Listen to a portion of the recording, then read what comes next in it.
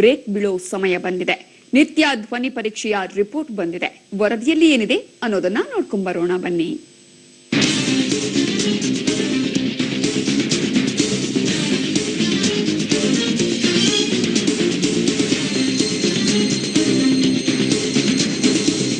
ವಿವಾದಿತ ಸ್ವಾಮಿ ನಿತ್ಯಾನಂದ ರಾಸಲೀಲೆ ಪ್ರಕರಣದಲ್ಲಿ ಸಂಕಷ್ಟಕ್ಕೆ ಸಿಲುಕಿದ್ದಾರೆ. ಧ್ವನಿ ಪರೀಕ್ಷೆ ನಡೆಸಿದ ವೈದ್ಯರು ಸಿಐಡಿ ಅಧಿಕಾರಿಗಳಿಗೆ ಇಂದು ಅಂತಿಮ ವರದಿಯನ್ನ ಸಲ್ಲಿಸಿದ್ದಾರೆ.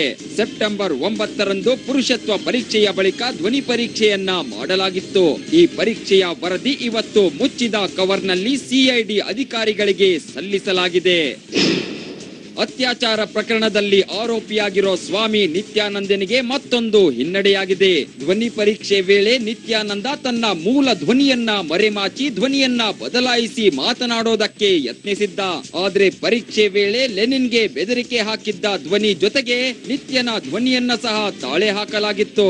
ಈ ಧ್ವನಿಯಲ್ಲಿ 80% ಸಾಮ್ಯತೆ ಕಂಡು ಬಂದಿದೆ ಎಂದು ವಿಧಿವಿಜ್ಞಾನ ಪ್ರಯೋಗಾಲಯದ ಅಧಿಕಾರಿಗಳು ವರದಿಯಲ್ಲಿ ಸ್ಪಷ್ಟಪಡಿಸಿದ್ದಾರೆ.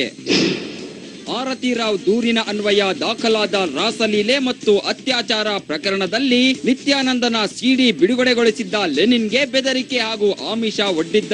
ಈ ಧ್ವನಿ ಮುದ್ರಿತಗೊಂಡಿದ್ದು ಅಲ್ಲಿರುವ ಧ್ವನಿಯಲ್ಲಿ ನಿತ್ಯ ರಾಸಲೀಲೆಯನ್ನ ಒಪ್ಕೊಂಡಿದ್ದಾನೆ. ಒಂದೊಮ್ಮೆ ಧ್ವನಿ ಪರೀಕ್ಷೆಯ ಧ್ವನಿ ಮತ್ತು ಲೆನಿನ್ ಜೊತೆ ನಡೆಸಿದ ಮಾತುಕತೆಗೆ ತಾಳೆಯಾದಲ್ಲಿ ಪ್ರಕರಣದ ಪ್ರಮುಖ ಸಾಕ್ಷಿಯಾಗಿ ಬಳಸಲಾಗುತ್ತೆ.